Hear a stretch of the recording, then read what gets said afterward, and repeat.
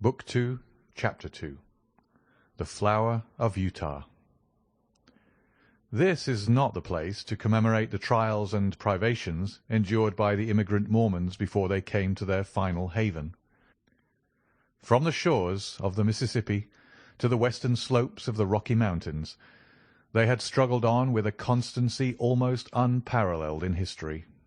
The savage man and the savage beast, hunger, thirst, fatigue, and disease, every impediment which nature could place in the way, had all been overcome with Anglo-Saxon tenacity.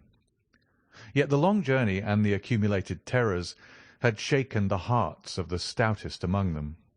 There was not one who did not sink upon his knees in heartfelt prayer when they saw the broad valley of Utah, bathed in the sunlight beneath them, and learned from the lips of their leader that this was the promised land, and that these virgin acres were to be theirs for evermore.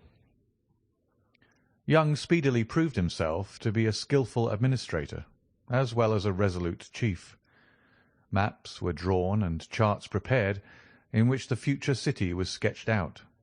All around, farms were apportioned and allotted in proportion to the standing of each individual. The tradesman was put to his trade, and the artisan to his calling. In the town, streets and squares sprang up, as if by magic. In the country there was draining and hedging, planting and clearing, until the next summer saw the whole country golden with the wheat crop. Everything prospered in the strange settlement. Above all, the great temple which they had erected in the centre of the city grew ever taller and larger. From the first blush of dawn until the closing of the twilight, the clatter of the hammer and the rasp of the saw was never absent from the monument which the immigrants erected to him who had led them safe through many dangers. The two castaways, John Ferrier and the little girl who had shared his fortunes and had been adopted as his daughter, accompanied the Mormons to the end of their great pilgrimage. Little Lucy Ferrier was borne along pleasantly enough in elder Stangerson's waggon, a retreat which she shared with the Mormon's 3 wives and with his son, a headstrong, forward boy of 12. Having rallied with the elasticity of childhood from the shock caused by her mother's death, she soon became a pet with the women, and reconciled herself to this new life in her moving, canvas-covered home. In the meantime, Ferrier, having recovered from his privations, distinguished himself as a useful guide and an indefatigable hunter. So rapidly did he gain the esteem of his new companions that when they reached the end of their wanderings, it was unanimously agreed that he should be provided with as large and as fertile a tract of land as any of the settlers, with the exception of Young himself, and of Stangerson, Kemble, Johnston, and Drebber, who were the 4 principal elders. On the farm thus acquired, John Ferrier built himself a substantial log house, which received so many additions in succeeding years that it grew into a roomy villa. He was a man of a practical turn of mind, keen in his dealings and skilful with his hands. His iron constitution enabled him to work morning and evening at improving and tilling his lands. Hence it came about that his farm and all that belonged to him prospered exceedingly. In 3 years he was better off than his neighbours. In 6 he was well-to-do. In 9 he was rich. And in 12 there were not half a dozen men in the whole of Salt Lake City who could compare with him. From the great inland sea to the distant Wasatch Mountains, there was no name better known than that of John Ferrier. There was one way, and only one, in which he offended the susceptibilities of his co-religionists. No argument or persuasion could ever induce him to set up a female establishment after the manner of his companions. He never gave reasons for this persistent refusal, but contented himself by resolutely and inflexibly adhering to his determination. There were some who accused him of lukewarmness in his adopted religion, and others who put it down to greed of wealth and reluctance to incur expense. Others again spoke of some early love affair and of a fair-haired girl who had pined away on the shores of the Atlantic. Whatever the reason, Ferrier remained strictly celibate. In every other respect He conformed to the religion of the young settlement, and gained the name of being an orthodox and straight-walking man. Lucy Ferrier grew up within the log-house, and assisted her adopted father in all his undertakings. The keen air of the mountains and the balsamic odour of the pine-trees took the place of nurse and mother to the young girl. As year succeeded to year, she grew taller and stronger, her cheek more ruddy, and her step more elastic. Many a wayfarer upon the high road which ran by Ferrier's farm felt long-forgotten thoughts revive in their mind as they watched her little girlish figure tripping through the wheat-fields, or met her mounted upon her father's mustang and managing it with all the ease and grace of a true child of the West. So the bud blossomed into a flower, and the year which saw her father, the richest of the farmers, left her as fair a specimen of American girlhood as could be found in the whole Pacific slope. It was not the father, however, who first discovered that the child had developed into the woman. It seldom is in such cases. That mysterious change is too subtle and too gradual to be measured by dates.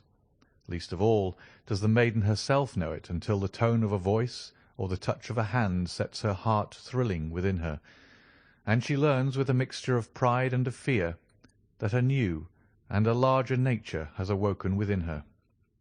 There are few who cannot recall that day and remember the one little incident which heralded the dawn of a new life.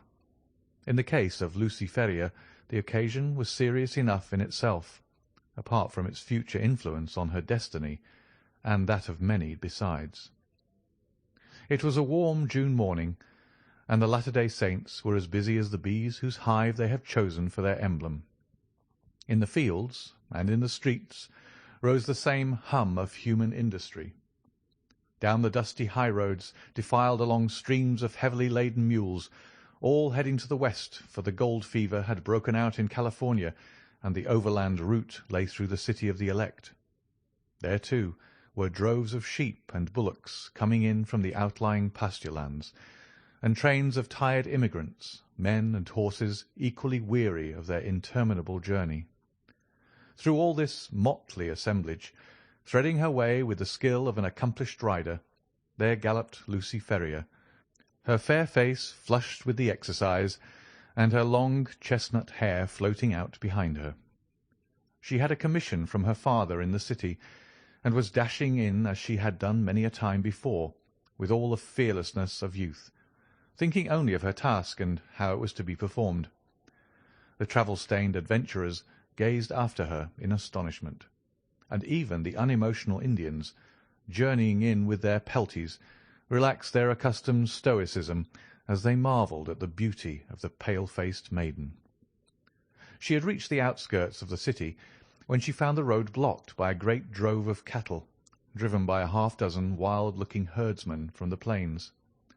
In her impatience, she endeavoured to pass this obstacle by pushing her horse into what appeared to be a gap.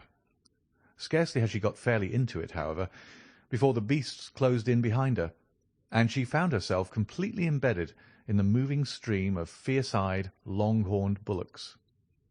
Accustomed as she was to deal with cattle, she was not alarmed at her situation, but took advantage of every opportunity to urge her horse on in the hopes of pushing her way through the cavalcade. Unfortunately, the horns of one of the creatures, either by accident or design, came in violent contact with the flank of the mustang, and excited it to madness. In an instant it reared up upon its hind legs with a snort of rage, and pranced and tossed in a way that would have unseated any but a most skilful rider. The situation was full of peril. Every plunge of the excited horse brought it against the horns again, and goaded it to fresh madness. It was all that the girl could do to keep herself in the saddle, yet a slip would mean a terrible death under the hoofs of the unwieldy and terrified animals. Unaccustomed to sudden emergencies, her head began to swim, and her grip upon the bridle to relax. Choked by the rising cloud of dust, and by the steam from the struggling creatures, she might have abandoned her efforts in despair, but for a kindly voice at her elbow, which assured her of assistance. At the same moment, a sinewy brown hand caught the frightened horse by the curb and, forcing a way through the drove, soon brought her to the outskirts. "You're not hurt, I hope, miss?" said her preserver respectfully. She looked up at his dark, fierce face and laughed saucily. "I'm awful frightened," she said naively. "Whoever would have thought that Pancho would have been so scared by a lot of cows?" "Thank God you keep your seat," the other said earnestly. He was a tall, savage-looking young fellow, mounted on a powerful roan horse, and clad in the rough dress of a hunter, with a long rifle slung over his shoulders. "I guess you are the daughter of John Ferrier," he remarked.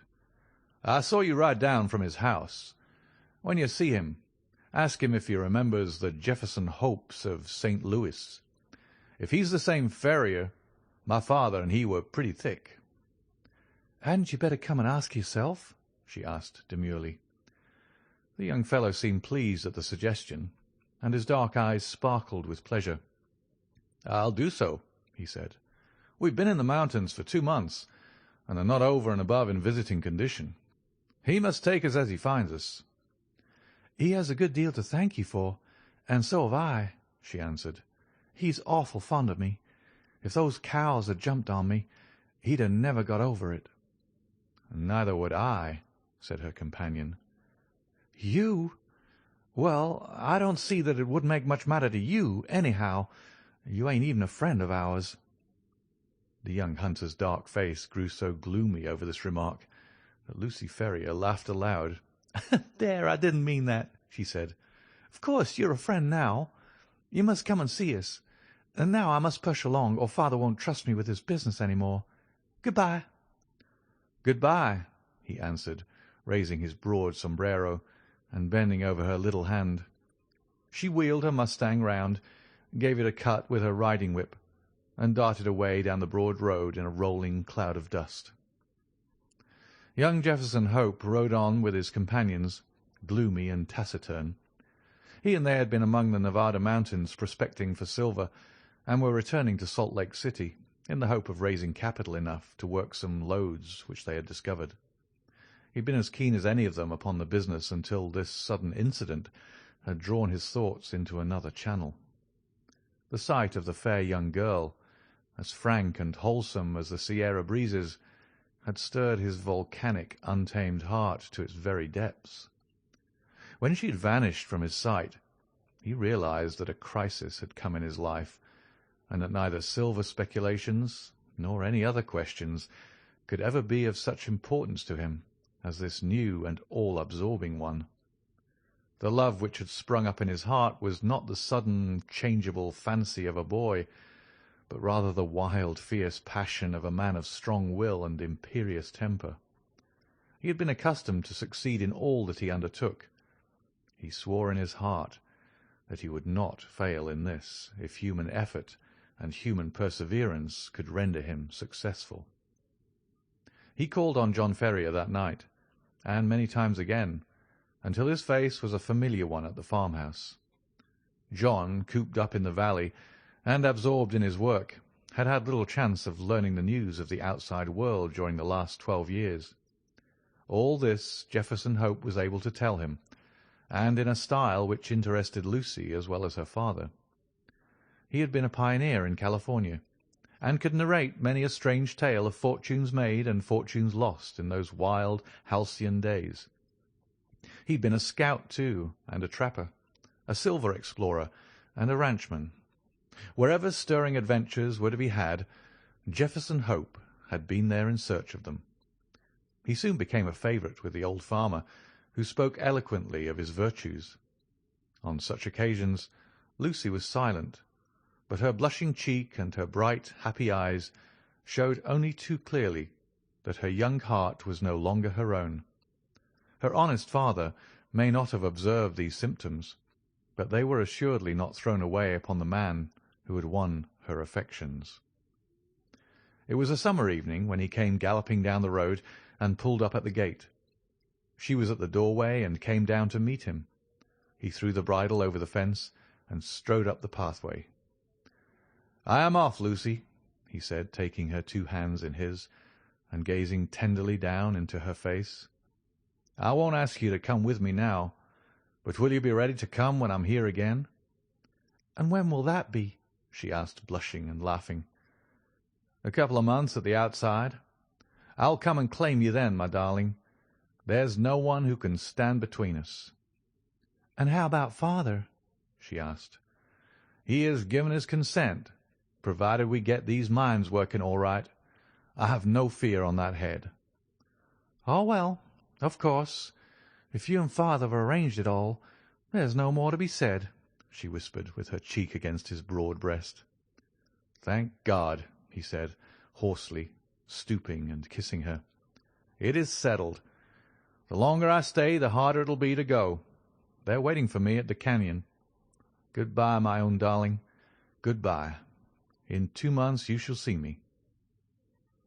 He tore himself from her as he spoke, and, flinging himself upon his horse, galloped furiously away, never even looking around, as though afraid that his resolution might fail him if he took one glance at what he was leaving. She stood at the gate, gazing after him until he vanished from her sight. Then she walked back into the house, the happiest girl in all Utah. End of Chapter 2, Book 2.